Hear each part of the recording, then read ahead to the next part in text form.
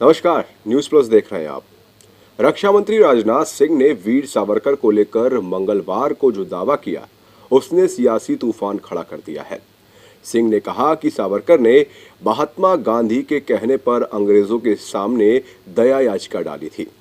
जिस कार्यक्रम में राजनाथ ने यह दावा किया, उसी में राष्ट्रीय स्वयंसेवक संघ प्रमुख मोहन भागवत भी मौजूद थे।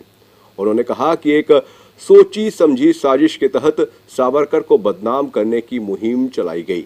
सिंह के दावे पर कांग्रेस, लेफ्ट समेत कई दलों ने केंद्र सरकार पर इतिहास को मन मुताबिक ढंग से लिखने का आरोप मढ़ दिया है।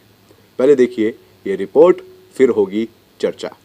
विनायक दामोदर सावरकर पर एक पुस्तक का विमोचन करते हुए राष्ट्रीय स्वयंसेवक संघ के मुखिया मोहन भागवत और रक्षा मंत्री राजनाथ सिंह ने सावरकर पर किए जाने वाले आक्षेपों का कड़ा प्रतिवाद किया है। राजनाथ सिंह ने कहा था, सावरकर के खिलाफ झूठ फैलाया गया। बार बार ये बात कही गई कि उन्होंने अंग्रेजी सरकार के सामने अनेकों मर्सी पिटीशन फाइल की, मगर सच्चाई है कि मर्सी पिटीशन उन्होंने अपने को रिहा किए जाने को लेकर नहीं फाइल की थी। रक्षा मंत्री राजनाथ सिंह का आप खुद ही ये बयान सुनिए। हमारे लिए सावरकर विचार है, भारत के साहस का। हमारे लिए सावरकर विचार है, भारत के सम्मान का, भारत के स्वाभिमान का।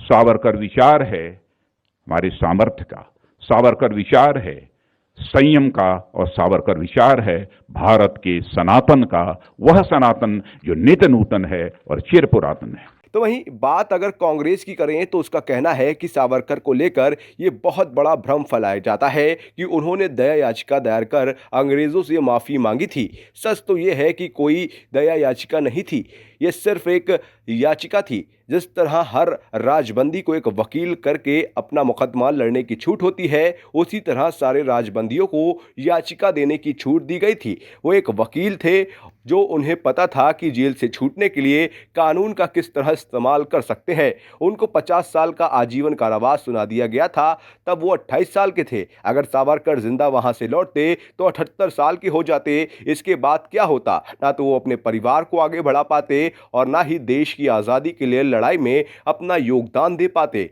उनकी मंशा थी कि किसी तरह जेल से छूटकर देश के लिए कुछ किया जाए। 1920 में उनके छोटे भाई नारायण ने महात्मा गांधी से बात की थी और कहा था कि आप पैरवी कीजिए कि कैसे भी ये छूट जाए। गांधी जी ने खुद कहा था कि आप बोलो सावरकर को कि वो एक याचिका भेजे अंग्रेज सरकार को और मैं उसकी सिफारिश करूंगा।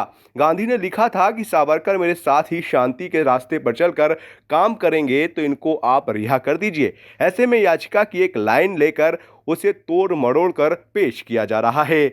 आपको बता दें कि सावरकर ने पहली याचिका काला पानी की सजा काटने के 1.5 महीने में यानी 29 अगस्त को लिखी। इसके बाद 9 सालों में उन्होंने 6 बार अंग्रेजों को माफी पत्र दिए। बाद में सावरकर ने खुद और उनके समर्थकों ने अंग्रेजों से माफी मांगने को इस आधार पर सही ठहराया था कि ये उनकी रणनीति का हिस्सा था, जिसकी वजह से उन्हें कुछ रियायतें मिल सकती थी। सावरकर ने अपनी आत्मकथा में लिखा था कि अगर मैंने जेल में हड़ताल की होती तो मुझे भारत पत्र भेजने का अधिकार छीन लिया जाता। राजनाथ सिंह के इस बयान के बाद राजनीतिक भूचाल आ चुका है। विपक्ष इसको लेकर के बीजेपी को घेर रहा है और इसे एक चुनावी दांव समझा जा रहा है। तो वहीं कुछ विशेषज्ञों का यह भी मानना है कि क्या कहीं राजनाथ ने खुद को लैमलाइट में लाने के लिए इस मुद्दे को छेड़ा तो नहीं है, क्योंकि रक्षा मंत्री बनने के बाद से राजनाथ ज्यादा कहीं बोलते नजर नहीं आते हैं। और प्रधानमंत्री कुर्सी की अगर बात करें तो गडकरी और मोदी के बाद उनका नाम भी लिस्ट में आता है। इसी पर बात करने के लिए हमारे साथ जुड़े हैं लखनऊ से हमारे संवाददाता शबी है। शबी जी, बहुत बहुत स्वागत है आपका। शबी जी, जिस तरीके से राजनाथ सिंह ने जो बयान दिया था मंगलवार को, उसके बाद में जो राजनीतिक भूचाल मचा हुआ है वीर सावरकर को लेकर के, इसे आप किस तरीके से देखते हैं? देखिए, बिल्कुल अगर भारतीय जनता पार्टी में बयानों की बात करें तो ये एक स्ट्रैटेजी का हिस्सा है, एक रणनीति का हिस्सा है। कब किसको क्या बोलना है, कहां पर बोलना है, ये सारी चीजें पहले से तय होती है। कल जिस कार्यक्रम में राजनाथ सिंह जी ने ये बयान दिया उसमें संघ प्रमुख खुद मौजूद थे और ये समय समय पर इस तरीके की जो बयान है वो आते हैं और इसको एक कह सकते हैं अविरल के ये एक भारतीय जनता पार्टी की रणनीति का एक हिस्सा हो सकता है। राजनाथ सिंह की अगर बात की जाए क्योंकि प्रधानमंत्री मोदी के बाद में प्रधानमंत्री पद के दावेदार राजनाथ सिंह हैं, नितिन गडकरी हैं। क्या इसे स्टंट बोला जाए, लैमलाइट में आने का एक तरीका बोला जाए, क्योंकि राजनाथ उस तरीके से नहीं दिख रहे हैं शबीर।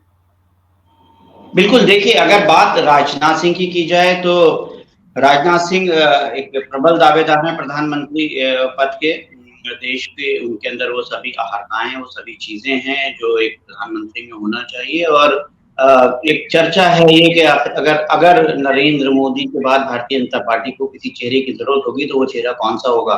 राजनाथ सिंह होंगे, अमित शाह होंगे या फिर नितिन गडकरी होंगे। तो कुल मिलाकर अगर जो मौजूदा सिनेरियो है, जो मौजूदा वक्त है, उसमें अगर हम देखें तो जो राजनाथ सिंह और नितिन गडकरी इस पद के ज्यादा करीब माने जा रहे हैं।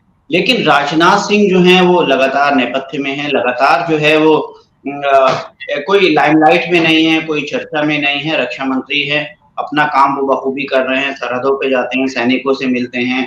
और जिस वक्त एक कंट्रोवर्सी हुई थी विमान खरीद को लेकर, उस कंट्रोवर्सी को भी बहुत अच्छे तरीके से राजनाथ सिंह ने हैंडल किया था। तो लेकिन अगर हम नंबर की बात करें तो वो नितिन गडकरी से काफी पीछे है। नितिन गडकरी इस वक्त प्रधानमंत्री पद की सीट के सबसे करीब हैं। और जिस कार्यक्रम में कल राजनाथ सिंह जी ने ये बयान दिया है, उस कार्यक्रम में संघ प्रमुख मोहन भागवत जी जो है वो खुद स्वयं मौजूद थे। तो कह सकते हैं कि इस बयान के जरिए वो थोड़ा सा और जो है वो करीब जाना चाहते हैं और वो अपनी आस्था और जो सारी चीजें हैं उसको एक समय-समय पर जो है वो आपको बताना पड़ता है कि हम आपसे मोहब्बत करते हैं, आपसे प्यार करते हैं, हम आपके लिए ये कर सकते हैं, हम आपके लिए वो कर सकते हैं। तो कह सकते हैं कि वो नागपुर कनेक्शन कहा जाए इसे, नागपुर कनेक्शन कहा जाए इसे। कह सकते हैं आप कि वो वैसे तो करीब हैं राजनाथ सिंह जी, सारी चीजें बिल्कुल सही हैं, सब कुछ सही है। जो एक कद होता है, जो एक पर्सनैलिटी होती है, वो सारी चीजें राजनाथ सिंह जी में है। लेकिन कह रहे हैं कि थोड़ा सा जो है, जो नागपुर से जो है नितिन गडकरी चूंकि वहीं से हैं, सारी चीजें वो बहुत करीब से देख रहे हैं। समय समय पर देखिए नितिन गडकरी को जब जहाँ पे जिस तरीके से एक्ट और रिएक्ट करना होता है वो करते हैं। अक्सर ऐसा हुआ है, उन्होंने बहुत क्रांतिकारी बयान दिए हैं, चाहे वो प्रधानमंत्री को लेकर दिए हों या सरकार को लेकर दिए हों। तो नितिन गडकरी में और बहुत सारी चीजें हैं। उनका जो वर्ल्ड वाइड कनेक्शन है वो वृहद है, जो नागपुर का कनेक्शन है वो वृहद है, और मंत्रालय पे पकड़ है वो बहुत अच्छी तरीके से है। इसके अतिरिक्त वो भी बयान जो है वो समय समय पर देते हैं। तो हो सकता है राजनाथ सिंह जी ने उन्हीं सारी चीजों को दृष्टि को सामने रखते हुए इस तरीके की कोई बात कही है। बहुत बहुत जय शुक्रिया विजय। शबीर, हमारे साथ में जुड़े और आपने चर्चा की। तो वीर सावरकर को लेकर के जिस तरीके की राजनीतिक भूचाल पूरे देश में मचा हुआ है, विपक्ष लगातार हमलावर है और कहीं ना कहीं देखा जाए इस पर बीजेपी को घेरने की विपक्ष की एक साजिश जो है, जो एक तरीका है, वो विपक्ष द्वारा किया जा रहा है। आप बने रहिए न्यूज प्लस के साथ, वीडियो को शेयर करिए, चैनल को सब्सक्राइब करिए और देखते रहिए न्यूज प्लस। नमस्कार। ताजा तरीन खबरों को जानने के लिए देखते रहिए news plus. News plus 24/7 channel को सब्सक्राइब करें। अपडेट के लिए बेल आइकन को दबाएं।